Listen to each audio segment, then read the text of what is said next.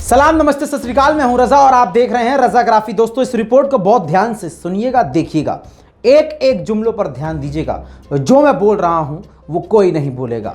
दोस्तों ये तय था कि अगर इंडिया जीतेगा तब भी मुसलमानों को गाली बकेंगे पाकिस्तान के बहाने, और अगर इंडिया हार गया तब भी ये गू खाने वाले आतंकी, जिनके दिमाग में सिर्फ गू है और इनके खून में खून नहीं, इनकी रगों में पेशाब दौड़ रहा है, वो सिर्फ मुंह से हग रहे हैं।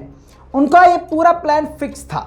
जी हाँ दोस्तों, या ये कहिए कि भाजपा का ये पूरा प्लान था कि इंडिया को हरवाएंगे ताकि और माहौल भारत के अंदर का खराब हो और उसका पूरा फायदा राजनीति में मिले और मुसलमानों को मार कर, पीट कर, गालियां बकवा कर, दंगे करवा कर, मरवा कर, कटवा कर उसका पूरा फायदा उठवाया जाए हमारे चुनाव उत्तर प्रदेश के जीतने में। दोस्तों जब मन की बात मोदी जी कर सकते हैं तो हम क्यों नहीं कर सकते? ये भी हमारे मन की बात है, क्योंकि भारत में इस तरह की नफरत फैलाई जा रही है कि अब ये सोचना पड़ रहा है। दोस्तों आपको बता दूं कि मोहम्मद शमी को टारगेट किया जा रहा है। भारतीय टीम में 11 खिलाड़ी हैं, लेकिन मुसलमान होने की वजह से मोहम्मद शमी को गू खाने वाले लगातार ट्रोल कर रहे हैं। दोस्तों आप समझिए कि भारत में मोदी की सरकार में, ये बीजेपी की सरकार में किस तरह से आतंक फैलाया जा रहा है, किस तरह से नफरत को परोसा जा रहा है।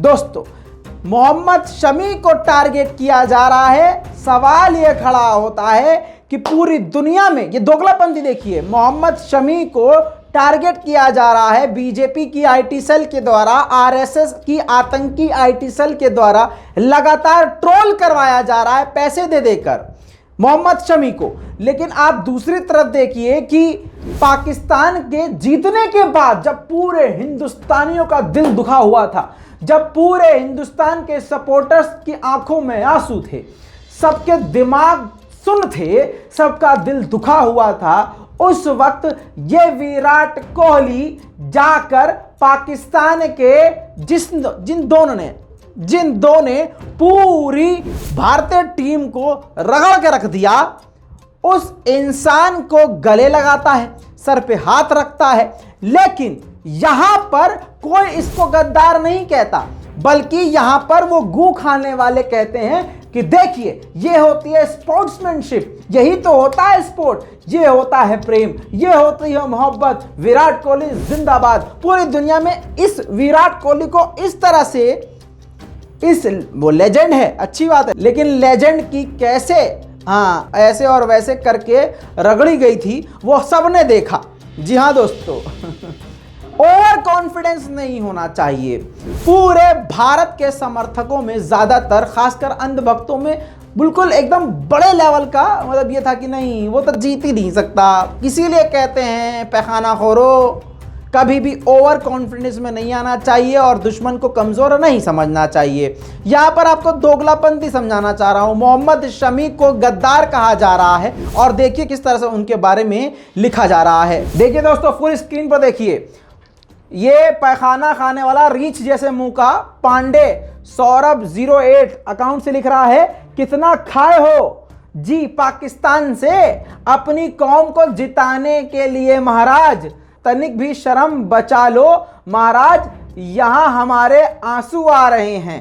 अब दोस्तों ये देखिए रियल सिंह आकाश 143, देखिए इस रावण जैसे मुंह के आदमी को आप देखिए क्या कह रहा है, तुम मां जानबूझकर अपनी मां रहे थे पाकिस्तानियों से, कितने में बिके हो बे।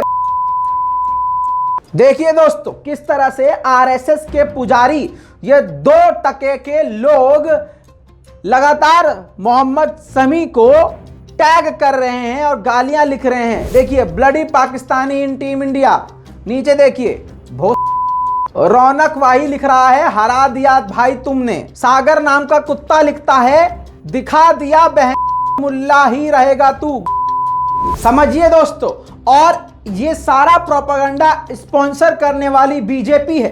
दोस्तों आप सोच के देखिए कि वीरेंद्र सहवाग ने क्या ट्वीट किया है। आपकी स्क्रीन पर ये वो वीरेंद्र सहवाग है जो भारतीय टीम का भगवान एक तरह से कहा जाता है। वीरेंद्र सहवाग ने इतिहास रचा है और पूरी दुनिया में इनकी इज्जत है, लेकिन आज ये बिजनेसमैन हो चुके हैं और इनको भैया बीसीसीआई का चेयरमैन भी बनना है, बड़ा ओहदा भी चाहिए। तो बजाय अपनी टीम के साथ खड़े होने के यह बंदा क्या नफरत फैला रहा था। देखिए दोस्तों, अब जरा सोच के देखिए वीरेंद्र सहवाग क्या फैला रहा था। वीरेंद्र सहवाग वो जो पूरी दुनिया में इज्जतदार माना जाता है, क्रिकेट की दुनिया में भगवान माना जाता है। वीरेंद्र सहवाग जिसने भारत को बुलंदियों पर पहुंचाया। वीरेंद्र सहवाग वो जिसकी पूरी दुनिया फैन है, कायल है। आखिरकार अब करियर खत्म हो चुका है और वो अगला आदमी बिजनेसमैन बन चुका है और आने वाले वक्त में उसे बीसीसीआई का लीडर भी बनना है, चेयरमैन भी बनना है, बड़े कुर्सी पर बैठना भी है, बीजेपी को खुश करना भी है। तो भैया क्या ट्वीट कर रहा है, बजाय अपनी टीम इंडिया के लिए खड़े होने के बजाय इसने किस तरह से नफरत की आग को फैलाने का काम किया। देखिए ट्वीट आपकी स्क्रीन पर। इन्होंने लिखा है कि जो पटाखे हैं वो तो बैन कर दिए गए हैं दिवाली के वक्त, लेकिन पाकिस्तान के जीतने के बाद हिंदुस्तान में कई जगह पर पटाखे फोड़े गए। तो मतलब दिवाली पर पटाखे जो है नुकसानदायक होते हैं और वैसे नहीं होते हैं। सारा ज्ञान दिवाली पर ही आता है। आप समझिए क्रिकेट पे कोई बात नहीं करी इसने कि किसने सही खेला किसने बुरा खेला, लेकिन किस तरह से नफरत को फैलाने के लिए। ऐसे तो मुसलमान नहीं जानता है क्या कि ईद बकरीद पे मुहर्रम पर तुम्हारा कोरोना बढ़ गया था, लेकिन जब तुम्हारा दशहरा आया और दशहरे के साथ साथ ईद उल मिलाद नबी आ गया तो कोरोना खत्म, और तभी तुमने परमिशन दी क्योंकि उस वक्त दशहरा था।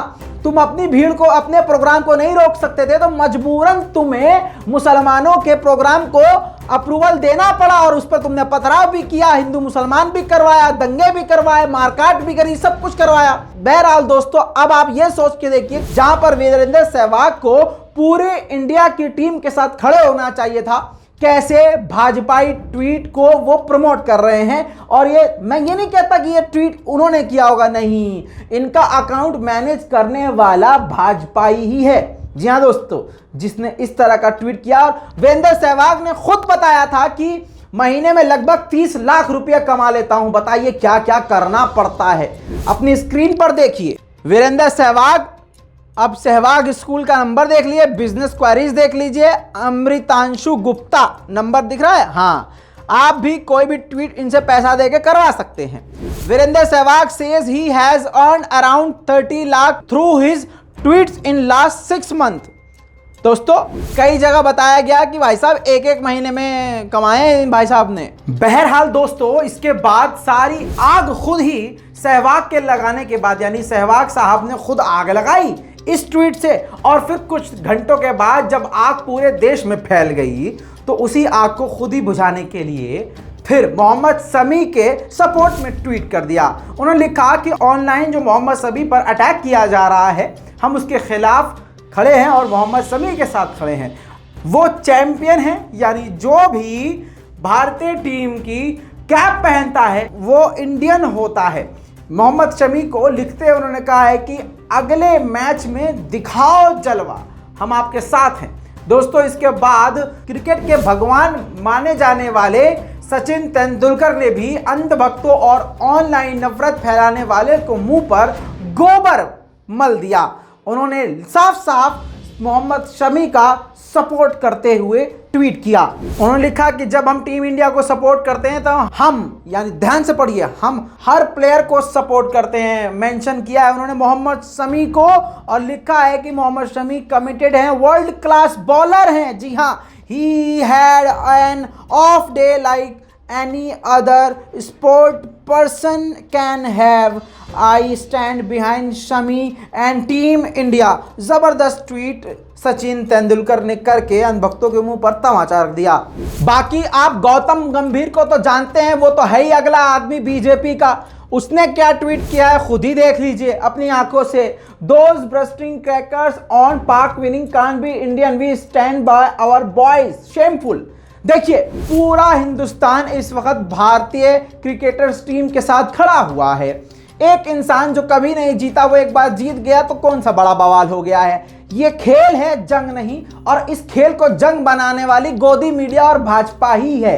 जी हाँ दोस्तों, अब आप इस बात को समझ लीजिए, अच्छे से दिमाग में डाल लीजिए कि ये ट्वीट देखिए, बजाय पूरे भारत को यूनाइट करने में, पूरे भारतीय समाज को और क्रिकेट टीम की तारीफ करने के बजाय या हमारी जो कमियां हैं उसको बताने के बजाय, ये बीजेपी के स्पॉन्सर्ड लोग और बीजेपी के लोग क्या कर रहे हैं, किसी भी तरह से चाहे जीते तब भी चुनाव को फायदा पहुंचाना है, बीजेपी को फायदा पहुंचाना है, और अगर हार गए तब भी बीजेपी को फायदा पहुंचाना, ये पूरा प्लान था। दोस्तों बात यह है कि यार आप ओवर कॉन्फिडेंस पाकिस्तान के नाम पे क्यों हो जाते हो, इतना बवाल जब कर। अच्छा, ये सब इसलिए हुआ क्योंकि हम लोग बहुत ज्यादा हवा में उड़ रहे थे, हम तो पाकिस्तान को ये कर देंगे, हम तो बहा देंगे, हम तो ऐसी सी बातें लिख रहे थे। अब वही बातें हम पे भारी पड़ गई। फॉर एग्जाम्पल आप ये ट्वीट देखिए, ये दीदी हैं आंचल अग्रवाल, इन्होंने लिखा है, ये स्टेडियम में मौजूद थी और इन्होंने लिखा है जर्सी लार्ज है क्योंकि मैच जीतने के बाद गर्व से छाती चौड़ी होने वाली है। अब ऐसी लंबी चौड़ी बकैतियां जब मारोगे तो होगा क्या। बहरहाल ये तो इन्होंने वहां पर ट्वीट कर दिया, लेकिन आगे क्या हुआ वो आप खुद इनके हालात देख सकते हो, इनके ट्वीट देख सकते हो। Oh no Rohit Sharma, oh shit not again, oh shit, oh hell, India versus Pakistan, oh भाई मुझे मारो, खत्म, टाटा, बाय बाय, फिनिश।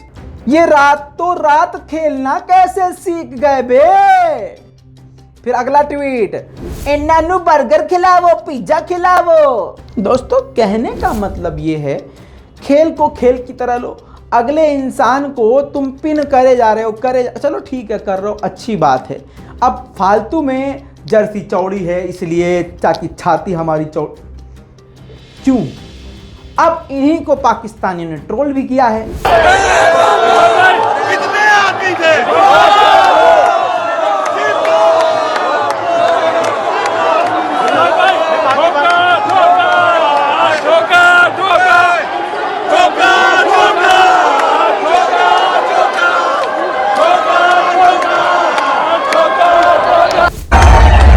दरवाजे बंद करो सारे, ये बाहर जाने के दरवाजे बंद करो सारे, बाहर जाने वाले सारे रास्ते पे खड़े हो जाओ सारे, कोई बाहर नहीं जाएगा। मौका मौका मौका मौका। दोस्तों संघियों को इतनी ज्यादा दिक्कत है कि आपको क्या बताऊं। अब पाकिस्तान की जीत के बाद कश्मीर में मुसलमानों को मारा भी गया, वो वीडियो मैं आपको नहीं दिखा सकता, लेकिन खबर आपके पास आ गई होगी। इसके अलावा आपको बता दूं कि ये, अब स्क्रीनशॉट खुद देख लीजिए, संघ के कुत्ते किस तरह से, ये देखिए प्रवीण भागत क्या लिख रहा है, I request ICC please ban this type of nonsense community drama, this is a cricket ground not for a promoting your community add.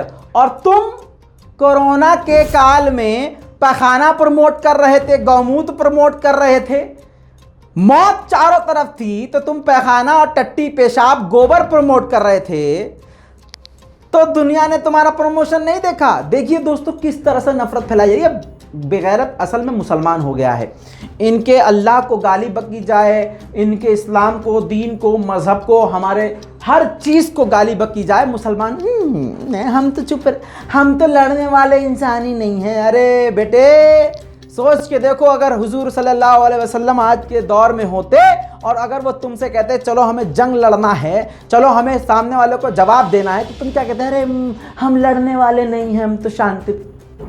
कमाल है, वो तुम्हें मार रहे हैं, जलील कर रहे हैं, लेकिन तुम्हें कुछ गलत नहीं करना है, कानून के दायरे में रह के तुम्हें बोलने का अधिकार है। लेकिन दोस्तों मुसलमान बोलता भी नहीं है। बहरहाल बेइज्जती तो भाई खूब हुई है, और ये पनौती जो है, ये अक्षय कैनेडियन जो हैं, ये देखिए किस तरह से पाकिस्तानी ने अच्छे तरीके से ऐसे रगड़ा है, देखिए खूब मज़ा ले रहे हैं। दोस्तों इरफान पठान ने मोहम्मद शमी के हक में पोस्ट किया है आपके स्क्रीन पर, even I was part of India versus Pakistan battle on the field where we have lost but never been told go back Pakistan. मतलब कह रहे हैं कि मैं भी इंडिया और पाकिस्तान के मैच में रहा हूं, इस जंग में रहा हूं, लेकिन कभी भी हारने के बाद हमें यह नहीं बोला गया कि गो बैक टू पाकिस्तान। दोस्तों, वहीं पर मैंने कल की ही रिपोर्ट में आपको बताया था कि अगर जीतता भारत तो सारा क्रेडिट मोदी जी को जाता। अब हार गए हैं तो मुसलमान जिम्मेदार है, समझिए इस बात को। दोस्तों, अब गोदी मीडिया का दोगला रूप आपको दिखाता हूं। देखिए, ये अमीश देवगन जिनका नाम दलाल आजम है, आप समझिए, आचार्य प्रमोद ने कहा कि हार की जिम्मेदारी टीम इंडिया की है, जीत का श्रेय मोदी जी को जाता। आचार्य जी हाय भारत की टीम की है, बीजेपी या मोदी की नहीं, इसीलिए कहा जाता दलाले आजम। जी हाँ, इनका अब पुराना ट्वीट आपको दिखा देता हूं। India's performance in Paralympics is phenomenal. We have won 19 medals. This is higher than cumulative medals tally even won by India in the last 60-70 years. Long-term vision pay off led by Narendra Modi and team. देखिए दलाले आजम को, देखिए मतलब दोगलापंथी की इंतहा अगर होती है तो समझ लीजिए उस इंतहा को इन्होंने पेशाब में घोल के पी लिया है। बहरहाल, इस पूरी रिपोर्ट पर आपकी क्या राय है, अपनी राय कमेंट में जरूर लिखिएगा। इस रिपोर्ट को शेयर कीजिएगा, क्योंकि ये खबर आपको इस तरह से कोई सबूत के साथ नहीं दिखाने वाला। मैं हूं रजा और आप देख रहे हैं रजाग्राफी। जय हिंद।